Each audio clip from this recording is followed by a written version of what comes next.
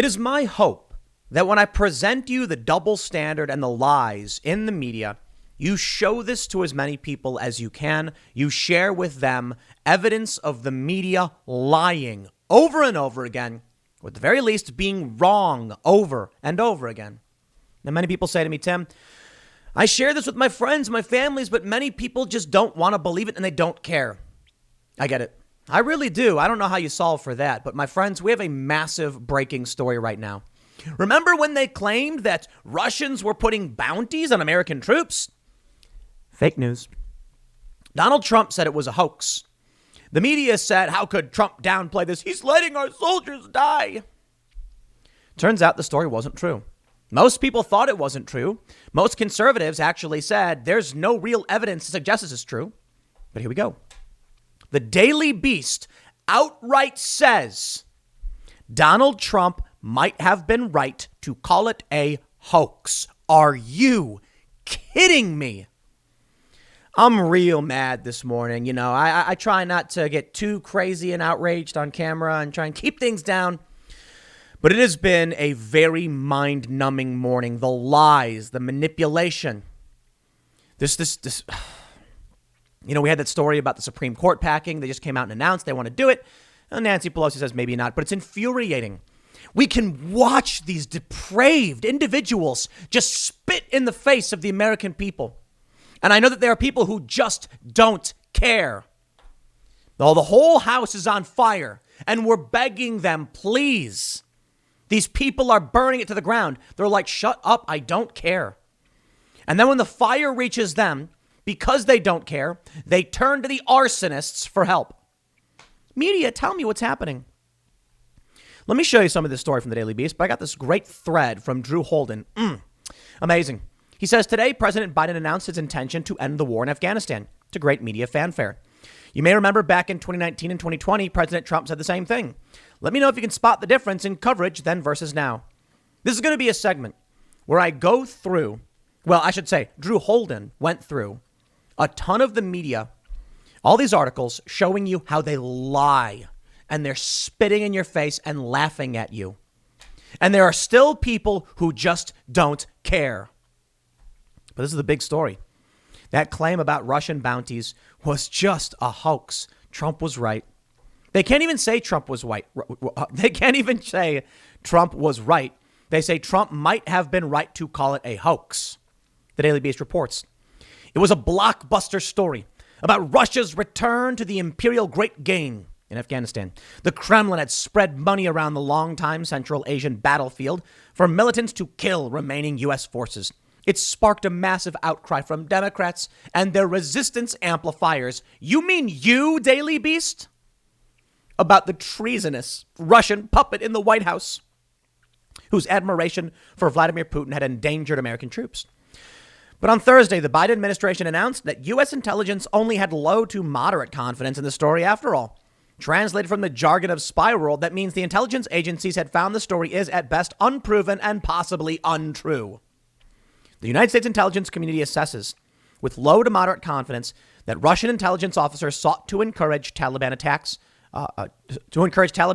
U.S. and coalition personnel in Afghanistan in 2019 and perhaps earlier. Do you see how they're still lying? Did you catch that one? Did you catch how they just lied again? Let me read you the quote. The United States intelligence community assesses with low to moderate confidence that Russian intelligence officers sought to encourage Taliban attacks. You know what that means? Nowhere in that quote did they say that Russian intelligence officers did encourage or paid. They said they sought to encourage. What does sought mean? They might have, they wanted to, but didn't. Do you see how they lie? Clever word games. If they said they had low to moderate confidence that Russian intelligence officers encouraged Taliban attacks, or if they said Russian intelligence officers paid bounties for Taliban attacks, okay. Low to moderate confidence in what the story actually is. They're telling us they have low to moderate confidence that the Russian intelligence officers even wanted to encourage it. I'm just so sick of the manipulation and the lies. Let me show you this. I'll tell you why this is important. We got breaking news. The breaking news was that Joe Biden was going to be withdrawing from Afghanistan on 9/11, 2021. And I tweeted, "Thank you, President Biden. Now let's remain vigilant and see if he actually does this." I could have been very negative and I could have been angry, but I'm trying here. At least there's some good faith on my effort. And a lot of people said, so what? He's lying. He's going to put him in Syria. It's a trick. I'm like, I know. And he's actually not even withdrawing the troops. It's the media lying, because what Biden's actually doing is delaying the Afghanistan exit Trump already put in place in his negotiations with the Taliban. What will likely happen is that come May, when the deadline hits and the U.S. won't leave, the Taliban attacks, and then the U.S. goes, oh, no, we got to stay now. Oh, geez. Lindsey Graham defending staying in the Middle East. These people are manipulators. They're scumbags. Check this out. Drew Holden says, when Trump said we were leaving, CNN quoted the NATO Secretary General with a stark warning about how dangerous the move would be. Biden's decision? On that one, we just hear from his people. CNN says NATO Secretary General Jens Stoltenberg issued a stark warning that any premature withdrawal from Afghanistan could be dangerous, a day after reports that President Trump is eyeing a troop drawdown.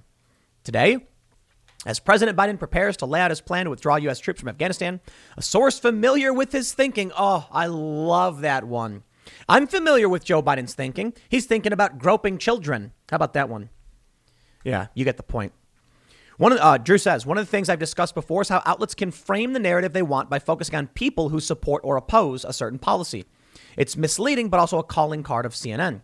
This is just reckless, says Brett Bruin of Trump's plan to withdraw troops from Afghanistan. You're not sharing information with the incoming administration, so the likelihood that something could go wrong is very, very high. Today, former President Obama praised Biden's bold leadership for his decision to withdraw U.S. troops by September 11th. It's time to recognize that we have accomplished all that we can militarily in America's longtime war. Ladies and gentlemen, I give you the Taliban. Taliban issues threat to U.S. and NATO over delaying military withdrawal from Afghanistan. Increasing fears troops' departure will lead to widespread violence. Joe Biden said all troops would leave by September 11th. A deadline of May 1st had previously been agreed for foreign troop withdrawal. Taliban spokesmen have vowed to hold those responsible for the delay liable. Experts say a successful exit hinges on a Taliban-Afghan government peace deal. This is the Daily Mail, where this article is, where they mention the May 1st deadline, and they mention Joe Biden delaying. They don't call it Joe Biden withdrawing the troops. They call it him delaying withdrawing the troops, which it is. What is CNN calling it? What is NPR calling it? What are the other outlets calling it? They're saying Joe Biden announces troop withdrawal from Afghanistan. No, he didn't. He announces a delay to the troop withdrawal. They're spitting in our faces every single day. And you know what? Man, I just know so many people, some of my good friends that are just too stupid and they don't care. They're willfully ignorant. They have the choice. They don't want to think about it. We're all sitting in a burning building. And I am yelling to people, to you, to them, get out now. We need to put the fire out or get out. And they say, I don't care. I'm in the middle of playing video games, dude. So what if the house is on fire? The guy over there told me the house isn't on fire. You're lying. The guy over there is the guy holding the matches. Isn't that amazing? Let's check out some more from Drew Holden. He says, starting to see it. Diplomats worry Trump's desire to withdraw U.S. troops risks successive Afghan-Taliban talks. Today, President Biden has announced his decision to withdraw American troops in Afghanistan before September 11th on the 20th anniversary. Once upon a time, the New York Times told us that Trump's decision was a capitulation to the Taliban, where we would get nothing in return, as if blood not shed and the treasure not spent means nothing. But Biden's call? Well, for some reason, these concerns seem to have evaporated. For Trump, we hear about the fears of the Afghan officials. Biden, on the other hand, gets a sympathetic write-up despite being the second most powerful man in the country during the height of U.S. forces. Just incredible memory holding. This one from Time might be the most egregious of them all. Time magazine says, can Donald Trump accept a defeat in Afghanistan? The next one, Biden's move brings to an end America's longest war, a long simmering conflict that meant solemn sacrifice for military families and changed so much from day-to-day life for all Americans, even if they don't immediately realize it. Also, what even is this? Trevor Noah says Donald Trump's Afghanistan war strategy is like his position on Nazis. It's unclear. Wow. I am sick of these people. I am just so sick of it. Everyone has been doing this. Drew says, these tweets are mere months apart from MSNBC. Stunningly, they found people to say the exact opposite things about the decision to pull out. Former special presidential envoy Brett McGurk on President Trump pulling troops out of Afghanistan. Not only does it sabotage the Biden administration, it also puts our troops at greater risk. Senator Kaine says Biden administration's plan to fully withdraw troops from Afghanistan is the right call. I love this. Don't you just love this? My friends, war is afoot. You get the point. It's great to read through Drew Holden's thread with all of these stories so you can really just understand how they're lying to you, how the whole thing is a manipulation. It's a game. They just wanted to cheat, to steal power. I'm talking about the media lying to people. That's the cheating, the manipulation of information. Well, here's a story from the Taliban on what the results will be from the deception of the mainstream press. The Taliban has threatened the U.S. and NATO with consequences if the promised military withdrawal from Afghanistan is not completed by May 1st, after President Joe Biden delayed. I'm adding that. They said, Joe Biden said the exit would not be completed until September 11th. Yeah, he's delaying it. Biden announced on Wednesday the withdrawal of 2,500 U.S. troops would not be completed until September 11th. Taliban spokesman Zabiullah Mujahid said those responsible for delaying the removal of U.S. and NATO troops from Afghanistan would be held liable. Writing on Twitter, Mujahid said, if the Doha agreement is breached and foreign forces fail to exit our country on the specified date, problems will certainly be compounded, and those whom failed to comply with the agreement will be held liable. NATO immediately followed Biden's lead on Wednesday, saying its roughly 7,000 non-American forces would be departing within the next few months. The Taliban's warning has heightened fears of ongoing violence in Afghanistan after the withdrawal of American troops. The Taliban and Afghan government signed a treaty known as the Doha Agreement in late February 2020. It was billed as an agreement for bringing peace and stated the U.S. and NATO allies would have to withdraw from Afghanistan within 14 months by May 1st, provided both parties upheld their side of the treaty. But Biden's new timeline will mean thousands of the U.S. troops will remain in Afghanistan for at least 4 months beyond the May 1st deadline. The U.S. president said there will be a phased drawdown on troops until his apparently unilateral September 11th deadline. The news has sparked concerns. The Taliban will push its spring offensive, a rise in attacks that usually takes place as the weather gets warmer. In response to the news, an angered Taliban have sought to distance themselves from the U.S.-led push for peace. The group said representatives would no longer travel to Turkey for a peace conference intended to jumpstart negotiations.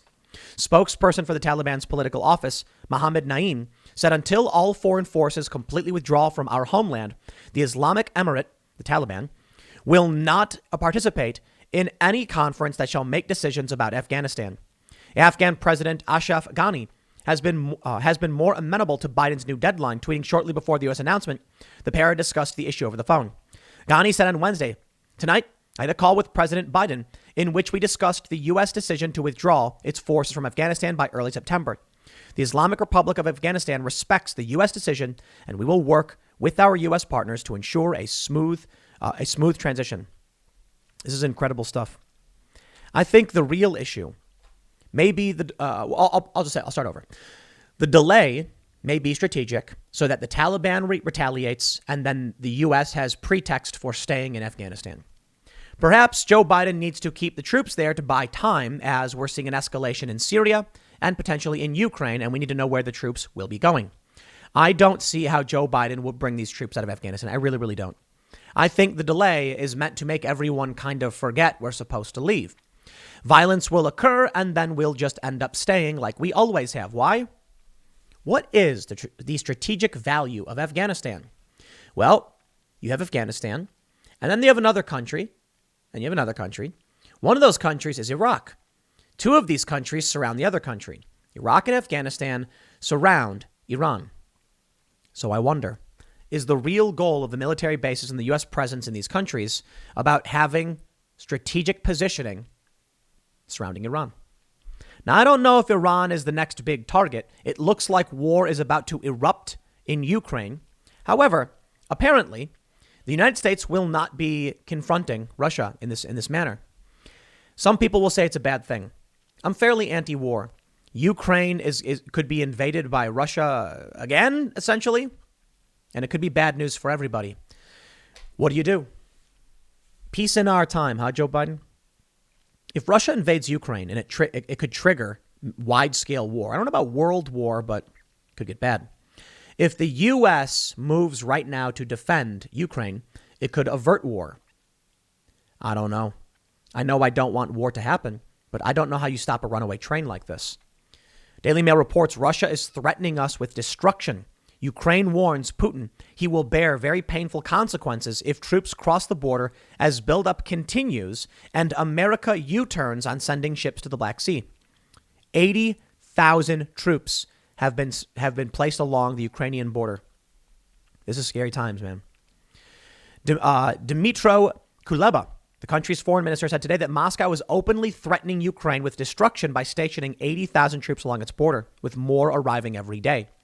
He issued the warning following a meeting with the foreign ministers of Lithuania, Latvia, Estonia, NATO allies in the region, saying, "The four of us condemn the exacerbation of the situation by Russia. The world is on the side of Ukraine and international law. And this is one of the elements of restraining Russia from reckless actions." He spoke as it was revealed that Washington had U-turned on a decision to send 2 warships into the Black Sea, a day after Russia warned them to stay away for their own good. Look at that. Vladimir Putin's like, "Get out of here, Joe Biden, for your own good." And Joe Biden goes, "I'm sorry."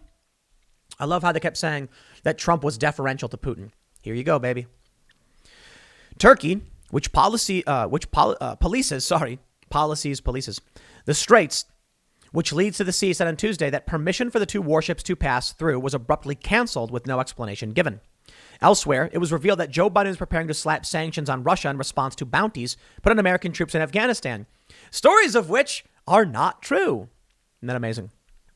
Attempts to interfere in U.S. elections and the SolarWinds cyber attack of federal government data, which U.S. intelligence services blame on Moscow. Sanctions are likely to include the expulsion of 10 Russians from the U.S., including diplomats, extending a ban on U.S. banks trading Russian sovereign debt, and targeted measures against 30 Russian entities, U.S. media reported, saying the move could happen as soon as today. In response, Putin's spokesman, Dmitry Peskov, warned that Moscow will respond in kind to any illegal measures, adding that it will not help the prospect of talks between Biden and Putin. Sanctions often preempt war. That's why many people we've had on like the IRL podcast have said, you know, you might think sanctions are a good idea, but trade sanctions typically preempt the war. I mean, someone makes trade sanctions, the other country says, okay, we need resources, now we're just going to take them. Sanctions aren't a guarantee they'll work. I don't know what should or shouldn't be done. And I've tried to explain to people, as much as I am anti-war, sometimes war happens. Sometimes there's not much that can be done when 2 massive powers are making demands of each other the other side will not agree to. Now, let's wind things back. Ultimately, the problem I have is the media and the lies. So why is it that the media lied about the bounties on American soldiers? Well, it made Trump look bad, and it gave us a reason to remain in Afghanistan. Trump was trying to get our troops out. Many people voted for Trump because they assumed, well, that he'd follow through with his promise to end the forever wars. Trump tried. We know that some U.S. officials lied to Trump, lied to us, to keep the troop levels higher in Syria, for instance. And Donald Trump was defied every step of the way by people in the Pentagon when he was trying to get our troops out of Afghanistan. The stories that emerge, oh no, but Russia's putting bounties on troops. We need our troops to be strengthened and emboldened.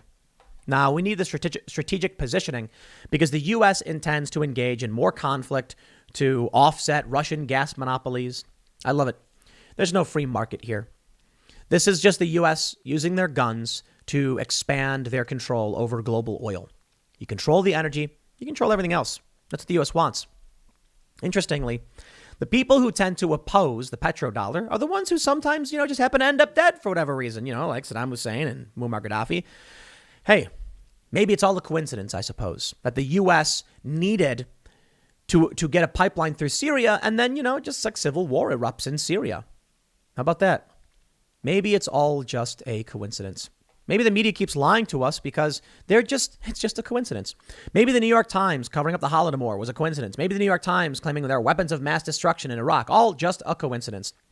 Or maybe these people hate you. They hate you. They hate your values. They hate what you believe in. And this corrupt enterprise has infected our government a long time ago. And so what do you do about it? I don't know. I'll talk about it. Joe Biden is delaying the withdrawal from Afghanistan, and it's going to make more war because, as we long expected or suspected, as we've long known, it's a warmonger. He's a warmonger under Obama, and he's a warmonger now as president.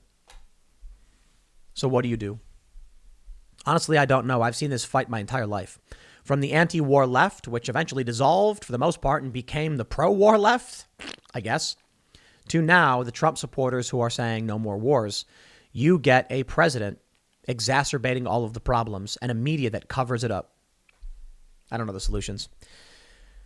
But it is infuriating. I'll leave it there. Next segment's coming up at 4 p.m. over at youtube.com/Timcast. Thanks for hanging out, and I will see you all then.